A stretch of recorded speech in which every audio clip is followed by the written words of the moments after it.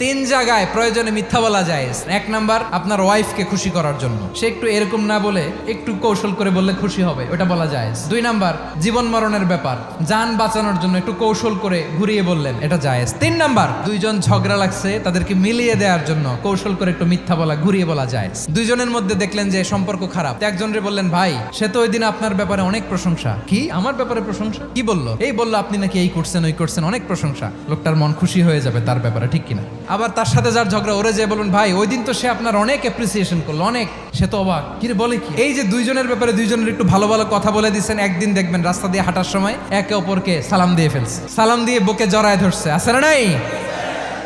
আবার মিলমিশ হয়ে গেছে। কিন্তু আমাদের স্বভাব হইলো, দুই প্রতিবেশী যদি একসাথে বসে একসাথে হাঁটে, দূর থেকে দেখলে আমাদের জলে, আছে না নাই? ঘটনা কি? এই দুইটার মধ্যে এত মিল কে? এই দুইটার মধ্যে গিরিঙ্গি লাগানো যায় কিভাবে?